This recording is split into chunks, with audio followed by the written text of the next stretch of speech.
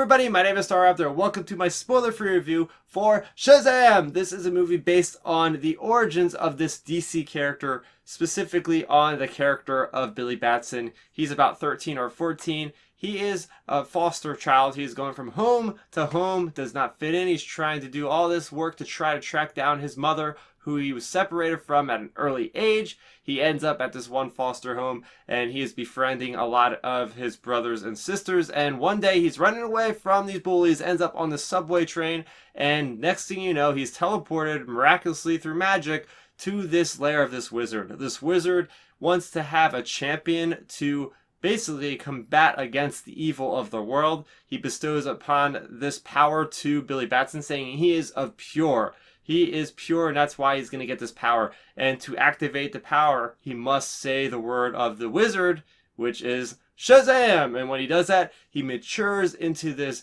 very capable, muscular adult version of himself who has these awesome powers like electricity out of his fingers. He has super strength, super speed, he can fly, he's basically Superman, but he still has the mind of a teenager, which is one of the coolest parts of this movie, is the way they are handling how we have Billy Batson responding to him gaining superpowers. Like, how would a kid react to that? And that is the premise of the story, on top of the villain, who is also trying to cause havoc because he is envious of the powers of Billy Batson, because he was in the same spot, but he was not pure of heart, so he did not get those powers.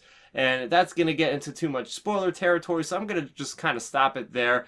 But yeah, overall, I like the idea of showing a kid, for instance, going in as Shazam adult form, going into a convenience store, trying out beer. He is trying to do all this kind of stuff with YouTube, as kids would probably do in this age, trying to film different things of them training and all that. So very much it fits into the excellent tone, which I also really appreciated for a DC film, not to feel super dark like we got from Man of Steel, Batman v Superman. Just very dark, and even at times this movie actually kind of pokes fun at the super seriousness of what happens with a lot of these superhero movies. So overall, the tone just was very lighthearted. This is by far the funnest time I had in a DCEU movie yet. I also like the idea of family not being just blood related, but being, you know, friends and different means of just focusing on. First off, I don't know the last movie I watched that actually had such a connection with people of foster homes, and seeing that whole perspective of how it could be like a person going from home to home and home to home, and how difficult that could be. So I definitely liked seeing that. That was very unique. And overall, this villain was actually something that I didn't really know a lot about going into it. But what I liked about the villain is that his paths kind of crossed in a way with how Shazam got his powers. So automatically it's going to give you a much deeper appreciation for, okay, why is this guy acting as evil as he is? It was his upbringing, and we get a little bit of that character's origin story, which we don't see a lot in these superhero movies, let's be honest. And finally, this is kind of a guilty pleasure of mine. This movie is set in Philadelphia, and I live very nearby. I've been to Philly countless times, so seeing lots of awesome references that I could totally pick up on was really, really rewarding for me. Getting to the negatives, I will say I would have liked a little bit more of resolution between Shazam and some of the other minor characters. I also felt that the end battle did drag on just a little bit. There's lots of action. They definitely don't have a shortage of that, which was super cool. And finally, I think there was a little bit of a disconnect between the adult version of Shazam versus the child version of Billy Batson. Billy Batson is very much an emo kid, but then when he goes to Shazam, as portrayed by Zachary Levi, he's just such a, you know, polar opposite character. Now, maybe that's how it's supposed to be in the lore of the comics. Like, he gets like a boost in his morale and his confidence and everything.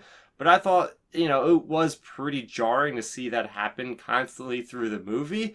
But overall, with that being said, I very much enjoyed my time with Shazam, and I'm going to give it an 8.5 out of 10. If you guys liked Aquaman, if you guys liked Wonder Woman, you're going to love Shazam. This is up there with those movies for sure. And this is very, very a good sign, very much a good sign for DC going forward, because we are kind of on a roll right now.